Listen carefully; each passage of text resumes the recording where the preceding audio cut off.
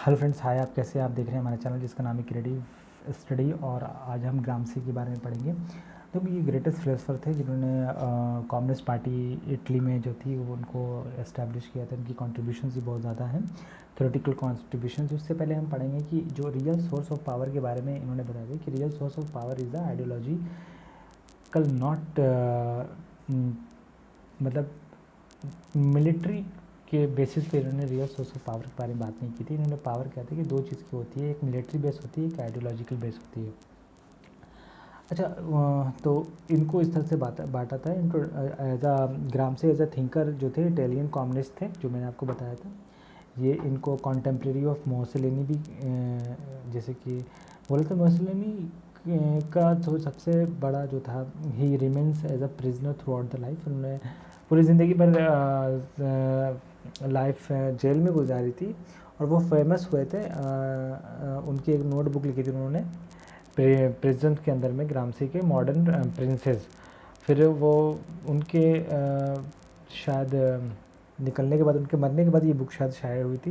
Exactly थोड़ा सा मुझे कन्फ्यूजन है। तो ग्रामसी का जो इन्फ्लुएंस थे, सोर्स ऑफ इन्फ्लुएंस जो थे ग्रामसी के, वो कार्ल मार्क्स थे, लेनिन थे और बेनाडिक्टो थे, मैकियावेली थे। ठीक है।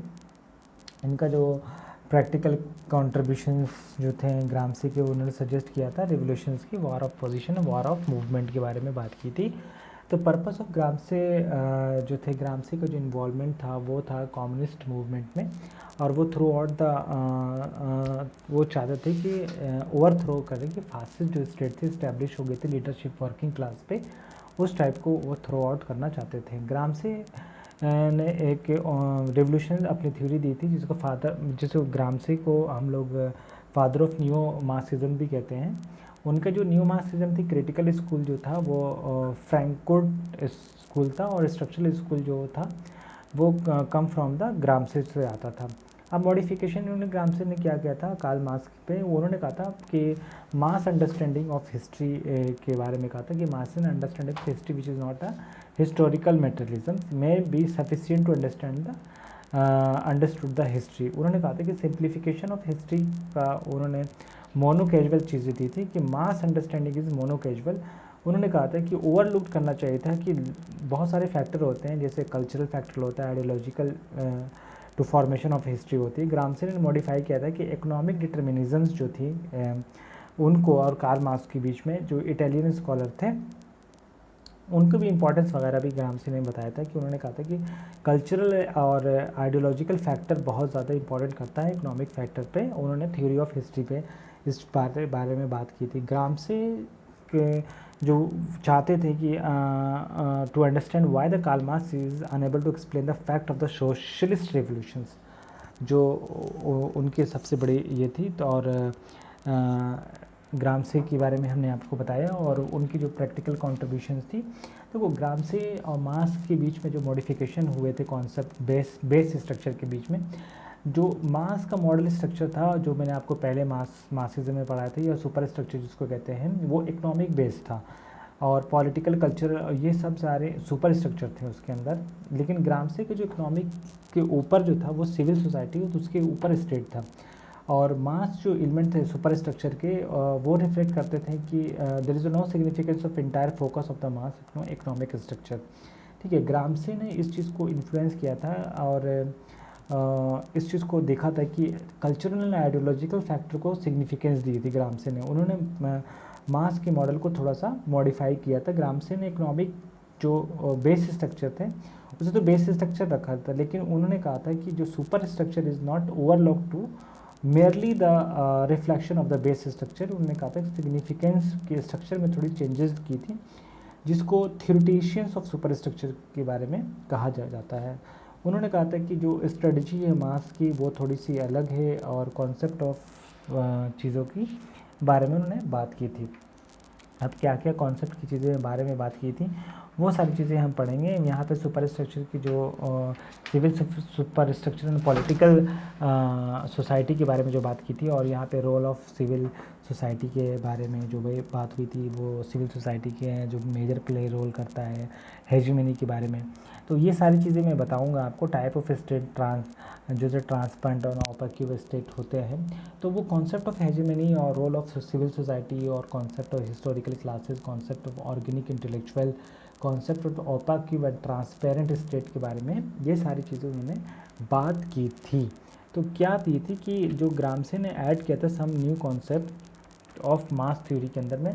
तो ग्रामसे ने जो चीज़ें ऐड की थी वो थी हमारी कि concept of hegemony, role of social society, concept of historical classes, concept of organic intellectual, ठीक है, concept of opaque and opaque जिसको कहते हैं opaque transparent state and war of position of movement के बारे में बात की थी। जो कैपिटलिज्म के बारे में अगर बात करें कि जो ग्राम के कॉन्टेक्स्ट में अगर बात करते हैं तो हेजेमनी जो थी वो हेजेमनी को दूसरी टाइप से देखते हैं जो मास की कॉन्सेप्ट ऑफ पावर से थोड़ी सी डिफरेंट थी। जो मास का पावर जो था वो power is with the capitalist class के अंदर था। The reason is control economic structure. तो है ग्राम से जो power is with the capitalist class, the reason is control economic structure as well as ideological structure भी उन्होंने add किया था। जो को मास ने power is exercise by the state, Gramsci ने कहा power is exercise by the state as well as the institution of civil society के बारे में बात की। ग्रामसे की नज़र में most of the time the power is exercise by the civil society और state power come to the exercise only the crisis situation. उन्होंने ये बात की थी where the power of civil society fail, जहाँ पे power of civil society fail हो जाए तब वहाँ पे हमारा स्टेट का इंटरफेरेंस के बारे में उन्होंने बात की थी। अब देखो मास जो है मास जो नेचर ऑफ पावर जो थी वो रिप्रेजेंट करते थे बाय द पुलिस। ग्रामसे का जो नेचर ऑफ पावर जो था वो रिप्रेजेंट करते police, but there is a way on which the power is exercise, mostly power is exercise, ठीक है, नॉट बाय द बल्कि उन्होंने कहा था मैन्युफैक्चरिंग कॉन्सेंट भी आनी चाहिए था। Power is not only the concentrated in the symbolize in the police force के बारे में नहीं कहा था। उन्होंने कहा था पावर इज़ द इनविजिबल। उन्होंने ये कहा था power is exercise by the institution of the civil society also, ठीक है। ये सारी बातें मैं बात की थी। फिर उन्होंने difference between domination and hegemony के बारे में बात की थी।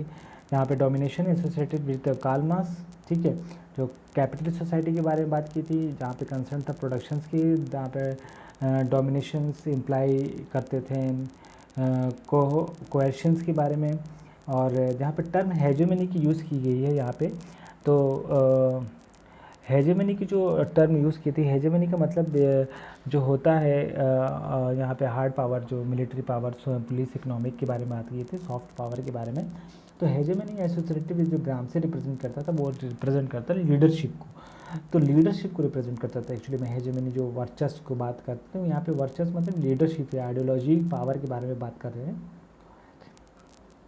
तो फंक्शन जो था वो कंसर्न था कि जो इनविजिबल मैनर, तो मार्क्स के हिसाब से वो location of domination economic structure था, लेकिन यहाँ पे हेजेमनी से सिविल सोसाइटी को हेजेमनी मानते थे। सिविल सोसाइटी जैसे कि कुशन की तरह काम करती थी, एज अ शॉक ऑब्जर्वर की तरह उन्होंने ग्रामसे ने ये बात को माना था, ठीक है। Gramsci the role of intellectual is the, तो ये सारी बातें थी organic intellectual and traditional intellectuals के बारे में बात की थी।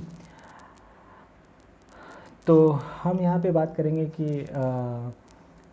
जो हमारे स्ट्रक्चर है, जो रिवोल्यूशनरी स्ट्रक्चर हैं, उनके बेसिस पे कि लीडरशिप के बारे में जो बात की थी, जो कैपिटलिस्ट क्लास हैं और जो मिडिल क्लास है, जो वर्कर क्लास है, उन सब के बारे में बात की गई थी कि जो हेजेमनी जो बिल्डिंग थी, अलायंसेस थे सेक्शन के, इंटेलेक्चुअल क्लास की, मीडिया के, चर्च की, working class should not also not be alone, ठीक है। उन्होंने कहा था कि वर्किंग क्लास भी नहीं होना चाहिए, बल्कि it should not be struggle only working class, इन्होंने ये बात की थी। उन्होंने ये भी कहते हैं they should also form a alliances with those who may not having the ideal interest with complicated interest, मतलब कॉम्प्लिकेटेड मतलब कॉम्पेटेबल इंटरेस्ट के बारे में बात हो रही थी यहाँ पे। वर्किंग क्लास को उन्होंने कहा था कि working class should be advance to the interest to other depressed class के बारे में वो सोचे, एबिलिटी करें, ऑब्जेक्टिव उनकी होने चाहिए, उनके साथ कोलेशंस बनाए, जैसे हिस्ट्रिकल जिसको कहते हैं था historical class of the gram से, ठीक है। तो ये सारी बात थी। उन्होंने सजेस्ट किया था 2 लेवल वॉर ऑफ पोजीशन, जो अभी पहले स्लाइड में आप देखा था, वॉर ऑफ पोजीशन के बारे में मैंने बताया था, ठीक है। तो वॉर ऑफ पोजीशन जो बहुत ही इंपॉर्टेंट थे लॉन्ग टर्म के पर्पस जो था वो था कि काउंटर हेजेमनी के बारे में, जहाँ पे सिविल सोसाइटी के बारे में बात की थी। और मूवमेंट जो तो once the position is won, जब पोजीशन वॉन कर देते तब रिवोल्यूशनरी क्लास को आगे डायरेक्ट करना चाहिए स्टेट के कैप्चर पे। तो ये बारे में इन लोगों ने यहाँ पे बात हुई थी। तो लगभग मैंने ये सारी चीज़ें बता दी आपको, सिविल सोसाइटी के बारे में बता दी, हेजेमनी के बारे में बता दी। तो ये तो बस एक छोटा सा है। अगले वीडियो में हम मिलते हैं, तब तक के लिए अपना ख्याल रखें। Take care, bye bye, have a nice day.